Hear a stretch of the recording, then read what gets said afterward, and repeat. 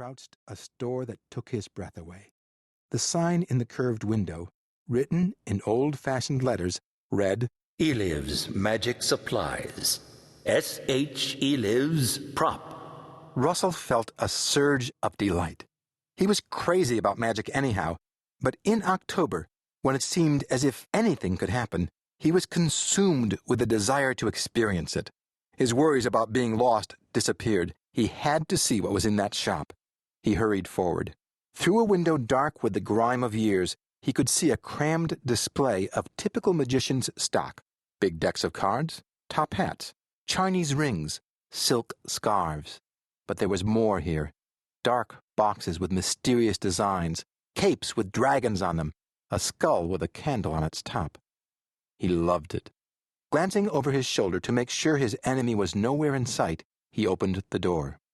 A small bell tinkled overhead as Russell stepped in. He looked around uncertainly. A sweet, mysterious aroma filled the air, but the shop was empty. Not only were there no other customers, there was not even a clerk in sight. He didn't care. He was too thrilled by the contents of the place, which was jam-packed from top to bottom with magic equipment.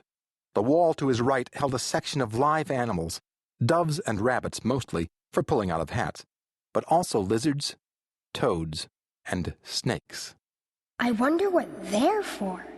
Then his attention was attracted by a stack of books, old, leather-bound volumes with thick ridges on their spines. The top book on the pile was titled Mystery and Illusion. Beneath it was A Traveler's Guide to Other Worlds.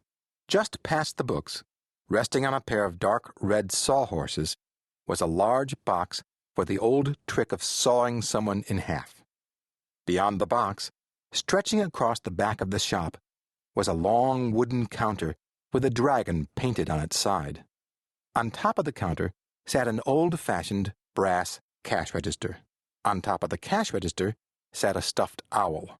At least, Russell thought the owl was stuffed, until it swiveled its head toward him. It blinked its brown flower eyes, then uttered a low hoot. From beyond the curtain that covered the door behind the counter came a voice that made Russell think of dead leaves scraping along the sidewalk in the October wind. Peace, Uwilla. I know he's there. A wrinkled hand pulled the curtain aside. Out shuffled an old man. Old? Ancient was more like it. His withered brown skin reminded Russell of dried mushrooms. He was shorter than Russell, and probably weighed less. Yet for some reason, maybe the eyes that glittered like black diamonds below his bristling brow, he seemed very, very strong. He walked around the counter and came to stand in front of Russell. Why are you here?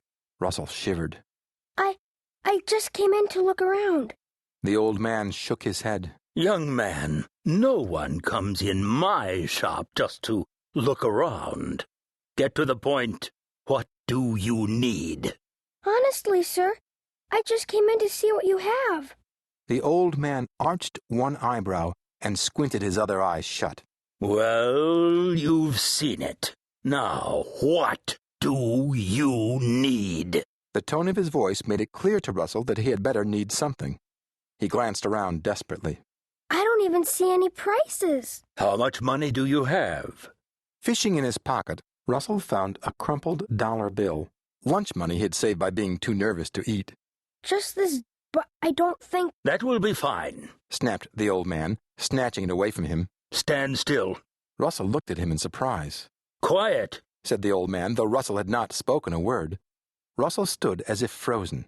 The old man stared at him, then closed his eyes and bent his head, almost as if he were listening to something. After a moment, he opened his eyes and said, Wait here. Then he turned and disappeared back through the curtain. Russell felt as if his feet had frozen to the floor.